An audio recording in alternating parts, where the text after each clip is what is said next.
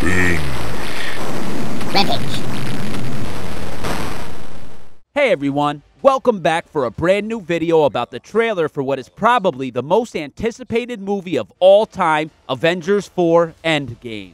Warning, beyond this point there are spoilers for people who are not up to date on the Marvel Cinematic Universe. In all of modern history, a movie trailer has never been this highly anticipated, and even the title of this movie has been a closely guarded secret for months. Finally today, fans all over the world got their first look at the culmination of over 10 years of movie making in the trailer for the upcoming Avengers 4 Endgame film. Although the Russo brothers did twist the truth and said the title for the movie was not spoken in Infinity War, we're just glad we finally have a trailer. Why would you do that?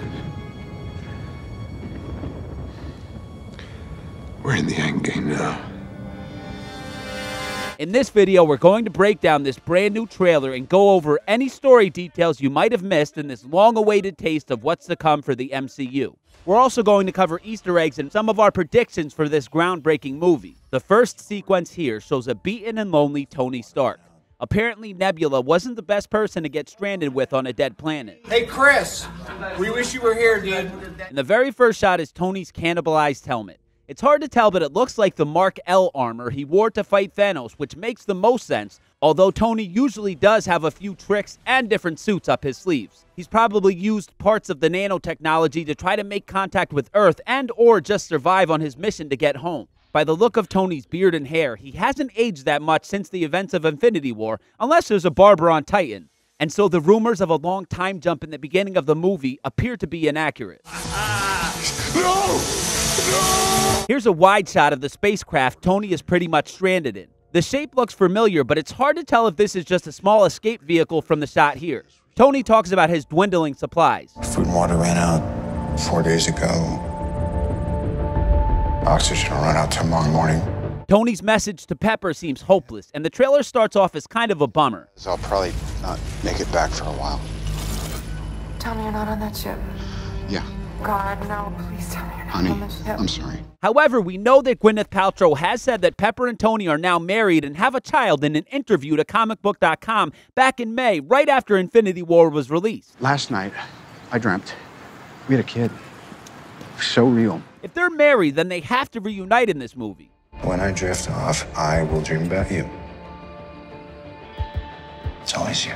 Is it possible Pepper is the one that finds Tony? There's a leaked photo going around of Pepper in an Iron Man or Iron Woman suit in front of a green screen. Is she the one that finds her hubby-to-be? Will Wong be there for the ceremony? Wong, you're invited to my wedding. The Marvel Splash logo pops up next, and notice that it doesn't fade out. It dusts away like a certain Mad Titan snapped it out of existence.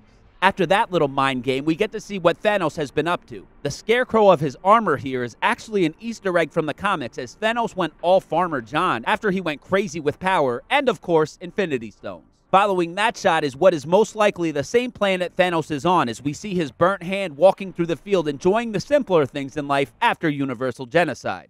Next is a wide drone shot of the Avengers compound. Black Widow's voiceover explains that Thanos' plan was successful, as we the viewers already knew. Steve Rogers is straight up crying here. To see Captain America shed tears is a really powerful moment. Everyone seems defeated, and this trailer does not give us much hope from the start. Here's a shot of Bruce Banner looking at the people confirmed missing after the snap. Scott Lang, Shuri, and young Peter Parker all show up on the list. Banner looks really upset about this, although he didn't really know any of them except Shuri briefly. Is there a Banner-Lang connection we don't know about just yet?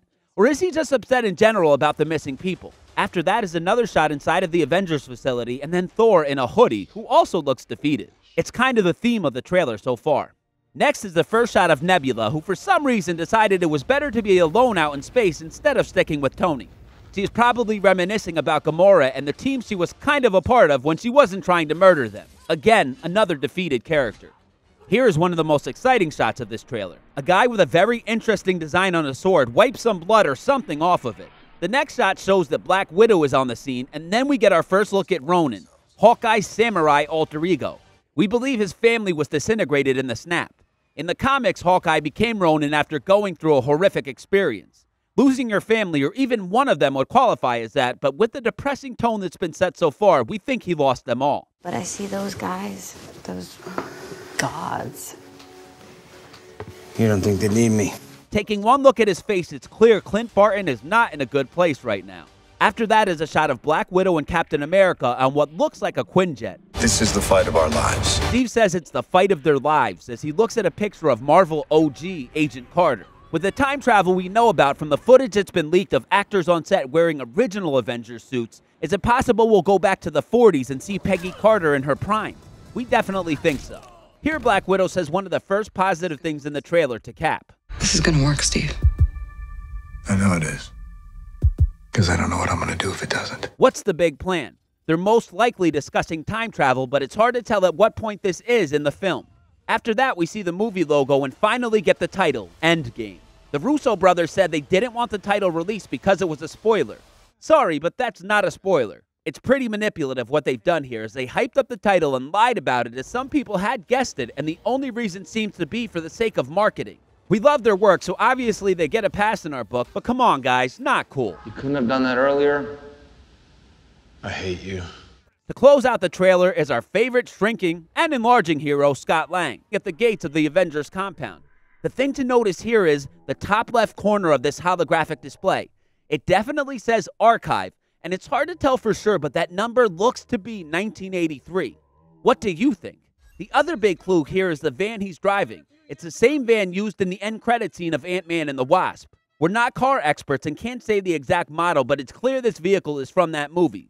Scott wants to be buzzed in, but we think these shots are cut to make you think a certain thing, that Ant-Man is there at that moment. We think Steve and Natasha are seeing a video in the archives of Lang trying to get into the compound until he realizes he's in the wrong time. It's the front door. That's me. Can you buzz me in? He must have found a way to reverse the portal to the quantum realm in the van on his own, as we know Hope and the original Ant-Man and Wasp all got dusted. We think that getting out of the quantum realm took him back in time to 1983, and he'll eventually hook up with a younger Hank Pym. We've waited so long for this trailer and been worked into a frenzy, and we're happy to have new footage, but the mood was pretty somber here. We believe this trailer is just showing us the start of the film and the aftermath of the Infinity War. We don't get any action or see any time travel or fighting, but at least all the annoying rumors floating around about the title and Annihilus are put to rest. Besides, let's be honest, no matter how much action we got, we still would have wanted more. Let's go over what we do know. We know the Avengers are super depressed. Tony is a castaway in space. Thanos is enjoying a hard-earned retirement. Nebula misses her big sis, and Hawkeye's gone Ronin. The big question here is, where the hell is Rocket? Also, how much time travel will actually happen? There's been many rumors and leaked trailer descriptions, fist bump, but now that we've been given an official taste, we have to question everything we've heard so far. Time travel does seem to happen, and we know they go back to the original Avengers film, but does it stop there?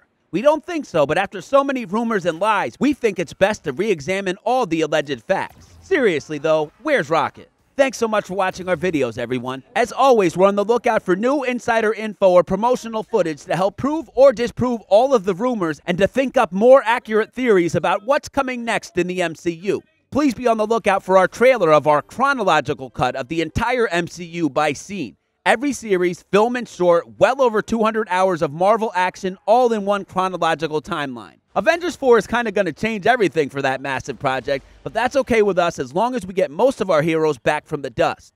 Please let us know your thoughts in the comment section below. Follow us on Instagram at Binge Rampage. Turn on the notifications button for our channel so you can see our next video as soon as it comes out, and don't forget to subscribe. Observe. These carriers can use this stone to mow down entire civilizations like wheat in a field.